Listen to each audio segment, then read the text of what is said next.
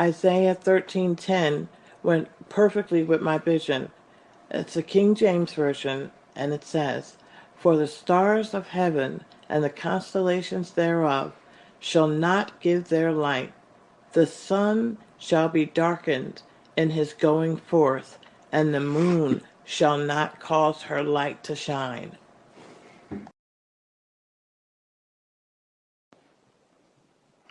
Hello, I'm Caitlin Russell's mother, and I wanted to share a vision I had on July 18th, 2022. When my vision began, I was standing outside. It was dark, and there were many people near fire cans warming their hands. I could see huts on a mostly flat area of land all around us. I was looking up at the dark blue sky, and I could see the constellations and stars were all scattered. I said out loud, "Not one constellation is in place." I couldn't find not one constellation in the sky, and there was no moon either.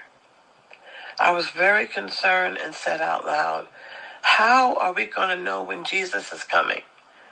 And Jesus' father, Jehovah, said out loud, his tone was warm and loving. He said, "The only way to tell you is to show you." All of a sudden, he placed and moved these 3 small balls of fire in the sky. The fireballs seemed to quickly get larger as they approached us. I knew it was Jesus and his angels. I gasped and said, "They're close." I realized Jehovah was trying to show how close Jesus was to coming for the people to be raptured. The balls of fire were right in front of us in the sky. It was very close. I was so amazed and happy, I put my hands up towards the sky. I felt such joy and peace. I knew we were about to be taken home. I turned and was about to shout to everyone that Jesus was here. But then I woke up. I rushed to tell my daughter, Caitlin. I explained to her, in this vision, I realized who the people represented that were around me. This group of people were the last of the saved people who accepted the gospel. I could feel in my spirit that everywhere else is where there are so many of us saved, ready, and waiting for Jesus to come rapture us. I also knew 1 ball of fire represented Jesus, and the other 2 balls of fire represented separate groups of many angels coming to take us all home.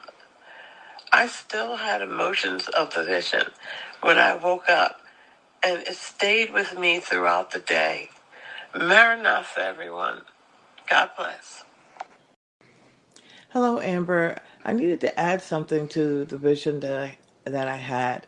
My daughter convinced me that these little details that I took out for sake of time, that you guys would appreciate it. Well, the people that were standing over the fire cans, like I saw one man, his many I say about many of them had really tan skin and wavy hair, like they came from the Middle East, and had fair skin, but they looked like that's where they came from, where we were standing, and there was this water, this huge amount of water, like dark water. I don't know if it was the Jordan or if it was the Nile or someplace else, because it was so dark. The water was dark, but it kind of reflected what was up in the sky, dark blue. And I, I really felt like these were the last of the saved people. Like these people got saved. These were the last ones. And then Jesus and his angels were coming. I've seen some videos of some of the the other people telling their vision, they talk about fireballs, some fireballs coming down and at the same time, and even in the news. But these fireballs, they were Jesus and the angels, two groups of angels. And it was absolutely exhilarating to see and to hear Jehovah speaking about when his son Jesus was coming. This is how he was going to let us know, and it was now. Yes. Thank you, everyone. Now, the next vision that I was letting you hear is my 6-year-old granddaughter. Last year, she told us, my daughter and I, about this vision that she had. I usually when she comes in my room, she greets us, and I ask her, "How'd you sleep?" And she'll say, "Fine." Well, this time she said, "Fine," and she was like, "I had a rapture dream." And it was so adorable that I wanted to put it down. We were trying to make sure that we had our visions in there and not take up too much time so you could fit someone else in case that's what you were doing. But she was beaming from her rapture dream. She said it felt so real.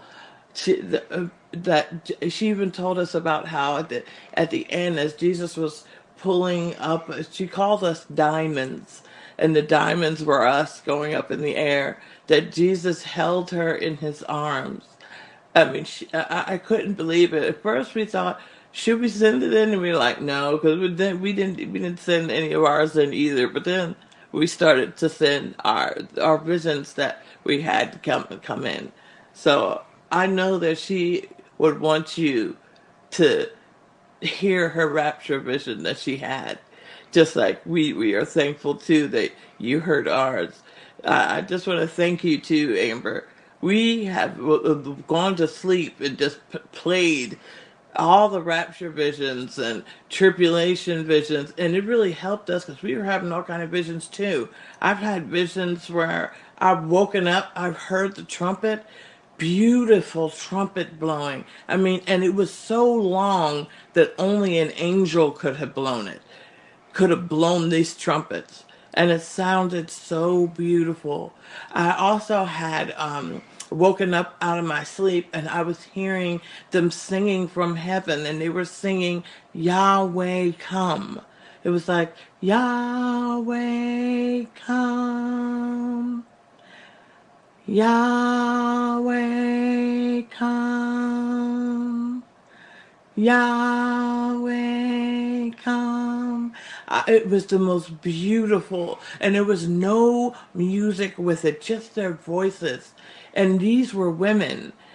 And then we would hear this vocalization that sounded like the angels. Sometimes you would just hear them vocalizing or blowing the trumpet like something really spectacular happened in heaven. And we had so many visions that we had, and this was audible. I was awake where I actually grabbed my daughter and said, Kate, wake up, the trumpet, and I'm thinking the rapture's getting ready to happen any moment. And I wanted to tell you about these too, because the way things are going out there, we might be going home any day. Any day we might be going home. I literally just asked Jesus. I said, Jesus, I said, do you know